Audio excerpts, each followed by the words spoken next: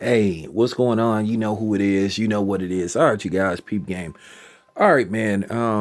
As promised, I told y'all I wanted to do this video because I meant to do this a little while ago, but I hadn't had a chance to do this video because I wanted to talk about this particular subject and kind of like dissect this person just a little bit, and I want to send a special shout out to my homeboy Percy, long time listener to this channel. He been here for a while, man. He been here for a while. I've been on YouTube going on 6 years, and Percy's been here for a while. I mean, he been here for a minute, but nevertheless, he kind of had the same sentiments I have towards Courtney Kemp as far as her writing style. You know, and I'm just gonna break it down. At the end of the day, like I said, I can't be worried about people being offended or people having an issue with what I say on certain videos. I'm gonna say what I need to say. I've said this on several occasions. You don't like what I have to say, then hey, you can take a hike. If this particular video isn't for you, then hey, don't listen to it. So anyway, I just, you know, I've been following Power. Now it's about to become the Power universe since they about to have all these different spinoffs, and there is talk, quiet as kept, there is talk of a sixth show. Okay. They haven't announced what it will be, but I kind of got an idea. I kind of got an idea what direction they might go for Power Book 6. But I'll discuss that later on when I start breaking down the characters of Power. I'm going to be doing Power videos all night along with other subjects. All right, but let me talk about Courtney Kemp. I think Courtney Kemp is a great writer. I think she's good at what she does, but she misses certain things in her writing. And then I think with certain characters, how she writes, I think she writes too much personally off maybe her own personal experience. And some of her characters are hit and misses, where you see one character they could do a lot with and they don't do enough with, and then there's a character that you do a little too much with, you know. But from the whole time of Power, book one before it went on to book two, and she does these weekly or every once in a while, she does basically, videos where she addresses the fans and stuff on Instagram and stuff. Like I said, I don't have Instagram or Twitter. At the end of the day, I have too many other things to do to be sitting up there. I just don't have enough time to be working a 9 to 5, then doing the YouTube, and then trying to do just extended social media.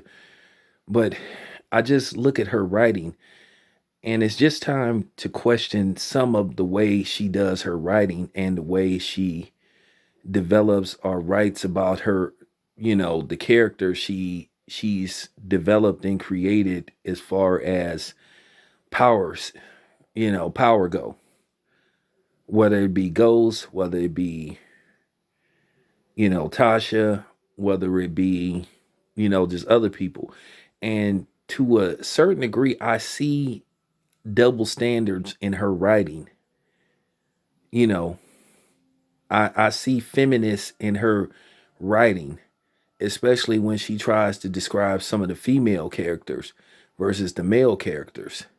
And it's been certain things she couldn't, that she, okay, it's just certain things that I don't understand how she asks questions like when she says she doesn't understand why so many people don't like Tariq's character. Are you serious? One, for obvious reasons, how he is on his way to becoming the new Ghost. I mean, most of us know what happened to Ghost. So, I mean, that might that might be the reason why people don't like Tyreek. But I'll talk about Tyreek's character. I'll do a solo video just breaking down his whole character and why certain people, well, I'm not, from what I've seen, most people just don't like his character. Tyreek is not a good guy, period. And then you look at the standpoint from the Tasha character, where she make it look like Tasha is some kind of victim. And Tasha is not a victim whatsoever. She's not a good person. She's not a person that's been done wrong. What about all the wrong she's done? But she tries to make it look like a lot of the female characters are victims when they're really not. Now, I will say this much. I do like the Monet character because Monet is strong. And I do like that. She's fearless. And I can appreciate that. And some people may say, okay, well, you like Monet because you a big time Mary J. Blige fan. Well, I could be objective. I'm not going to lie. I am a big Mary J. Blige fan. I love Mary J. Blige songs. I've been rocking with her since What's the 411. You know, I do like her music. I think Monet is the best thing about Power. Now, it was a sister that said she didn't think she can act that good, but I'm sorry. Mary J. Blige, every scene she's been in and Power Book 2, she's stolen the scene. And Michael Rainey Jr. is becoming a great actor because he's really growing into this Tyreek character. And like I said, I do like the character Monet. I like her a lot. She has been the best thing about Power. Fact. And I think next year you're really going to see the full potential of what Monet's character could be, because now that her and Tyreek have sort of like bonded, I think next year is going to open up more for you to see what Monet is really all about. I really would like to see you get to see more about her. But yeah, like I said about Courtney, I do think to a point she just gets a little too emotional, and she has a lot of flaws in her writing. Like, okay, I'll give you an example. This is just real talk. I I've been in that lifestyle. You know, I've been a corner boy. Now, I'm not finna sit up here in front like how a lot of these rappers do. I'm not finna go full-fledged Jay-Z where I'm talking about I was moving 30 birds a week and all that kind of stuff. But I've done that thing. I've been in that lifestyle. I've lived that lifestyle. You know what I'm saying? So I know all about that stuff. One of the flaws is, like, I'll give you an example.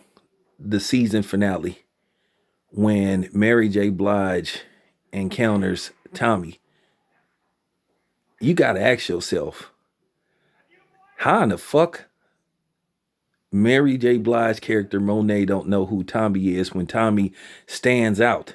One, he's white, and he pretty much deals with a lot of brothers in real life, just like how people knew who White Boy Rick was in Detroit. I mean, they in New York City. Somebody would know who Tommy is, and then her not even knowing who Ghost is, even if she didn't know Ghost was like moving major weight, and Ghost and Tommy was moving major weight. And look, in the streets, people know about each other. Like when you run across certain niggas from certain turfs in Oakland and shit, you may hear certain names that's ringing in the streets of Oakland. I ain't gonna say these dudes' names, so but if you from the town, you know who I'm talking about. You know who I'm talking about. If you from the West, you know what names used to be ringing in them Oakland streets from, the late 80s to the 90s. So that's what I'm saying. How is it that she never heard of Tommy? I think the scene would have been more realistic if Tommy had turned around and he would have said Monet, and then she would have said Tommy. That would have made the scene more realistic. And I know they in different parts of New York, but damn, come on now. And that's all I'm saying. Tommy and Ghost was moving major weight. Now I know Ghost was sort of like the dude behind the scenes, but Tommy name was ringing in the streets because one, Tommy was a killer. And Tommy had, you know what I'm saying? Tommy had multiple bodies attached to his name. So you hear, even in Oakland, they had like Hispanic versions of Tommy,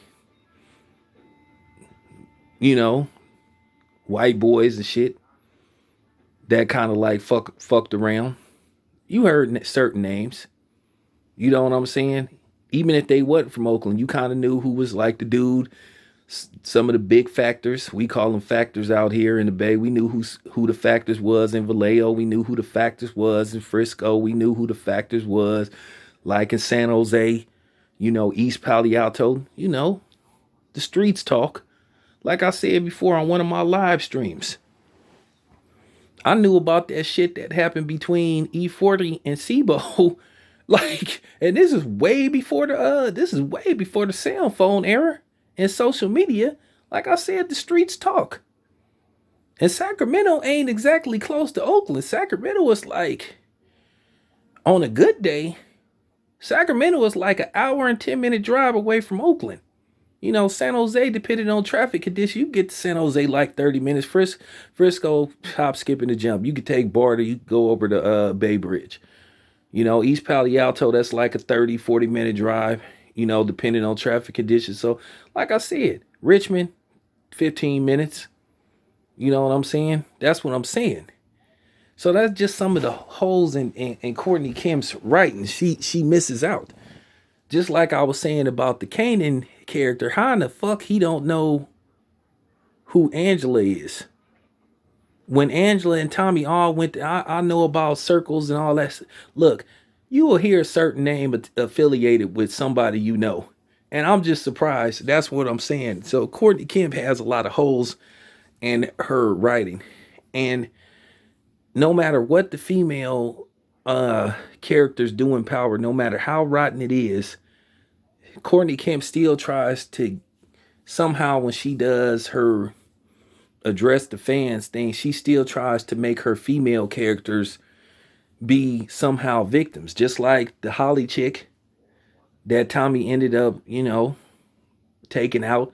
Holly wasn't a good character. She wasn't a good person. She was a nosy bitch. And you know what I'm saying? She was a thief. She was nosy. And she just thought she could come out the gate and try to implement herself in the game. You know what I'm saying? So that's the thing.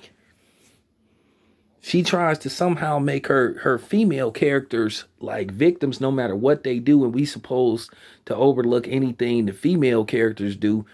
But when it comes to the man characters, fuck them, they ain't shit. And another thing, I kind of don't like how sometimes Courtney Kemp she doesn't value a lot of the men's lives. I mean, it's like she seems to, especially the brothers, I just got to keep it 100. She doesn't mind fixing it to where all the brothers get off one way or another. But Tommy lives. And look, I don't want to go that direction. I don't want to make this a race thing this particular time. But I know Courtney Kemp, from what people told me, was going through a divorce or something. But you kind of got to wonder, does some of her writing have to do with her actual life? Because a lot of people, including me, women and men, especially brothers and sisters, had just a hard time dealing with what happened with Tyreek and Ghost. And people wasn't feeling it. So, I'm just saying, that's just some of the things I detect in Courtney Kemp's writing. I think sometimes she may get distracted from what's going on in her actual life and put it into her writing as far as the show goes. Because I feel there are certain characters she could do a lot with. And then there were certain characters that she gave too much time to. Like that professor lady, that she, I think she getting too much screen time. You know. So, that's just something I just wanted to put out there. Let me know what you guys think. For real. Everybody join in to talk. It's your boy Town Biz. I'm out.